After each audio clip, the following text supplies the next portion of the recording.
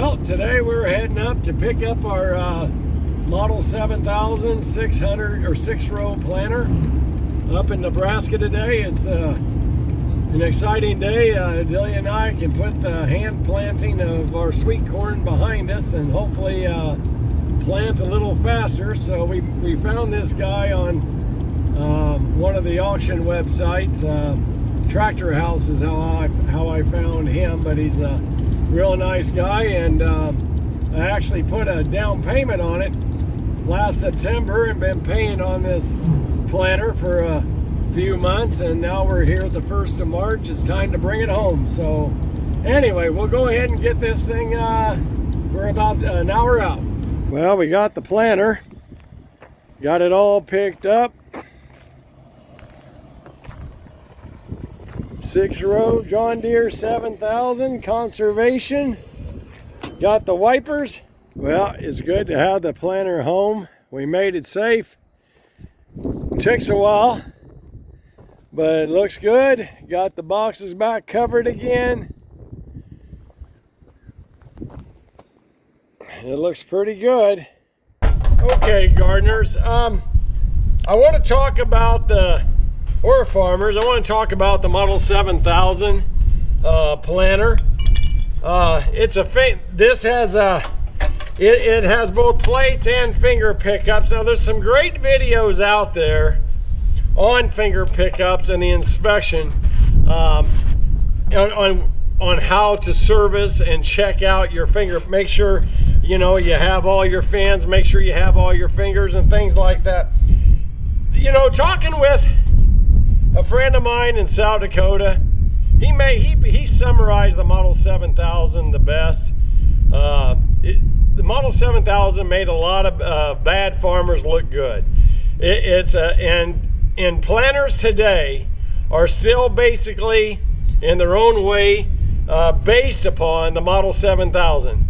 Not only just because of its ease of use, but also because of its accuracy. So, but I want to go ahead and talk about, I don't have a shed for my planter. Maybe you don't have one either, but it's very important, as my friend in Illinois had made a comment, that you got to protect these finger pickups. You got to make sure you keep them safe and clean and don't let them rust. So definitely take that off in the off season or each use. In my case, we plant in intervals. So each time that I plant, or I'm going to plant this year, I'm simply going to take my box off, and that way I don't have to worry about I'm going to get my box inside of my shed. That way I can keep that functioning and don't have to worry about any corrosion and stuff. Now this is designed even with some simple little groove here to tell you how to line up your. I mean, they really made this bulletproof. Even myself can get it in exactly in the right spot. They're engineered, and they're just held on. They're just held on by 2 nuts. It takes a 1/2-inch wrench, and they're just super easy to put on. They're super easy to store. We're going to go out there, and I'm going to show you the working mechanism, or how it hooks in to the planter. I mean, it's almost. I mean, they're so good. They're almost tight from the first. From finger tight. So we got it now. I want to show you. This is the. They have a shear pin right here. This is your gear that's going to actually operate the seat that's going to turn our planter. So we have that so it meters out. This is the final stage of the planting process. So let's get on with it, and we'll hook it up to the planter. I'll go to the GoPro.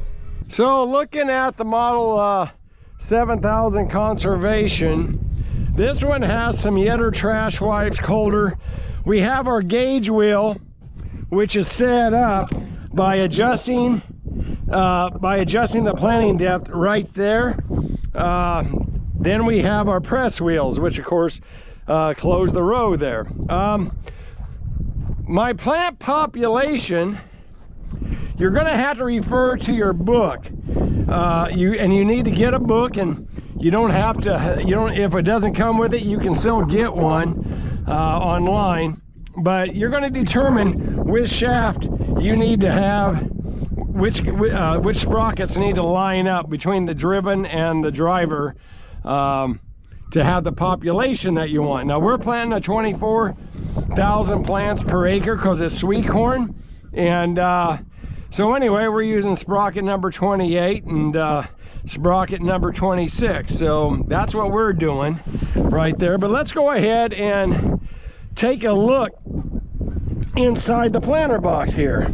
This is our Lovejoy that connects to that shear bolt that we were talking about a minute ago on the box.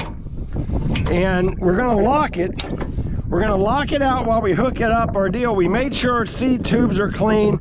All the chains are oiled up and in good shape. The planter depth is decided. So we're in good shape there. Let's go ahead and install our box. And you know, they made it to where, I'm sorry, anybody could do this job. But that just hooks right in to there. And it even has a spot for the nut to sit. And you just have to line up. There we go. I think I got it. Right there. And the last thing is we're going to engage our gear there. So we are ready to go other than latching the box in. Now something that this planter has, I'll go to this side. I think it's a little easier to see. This one actually has a transport mode.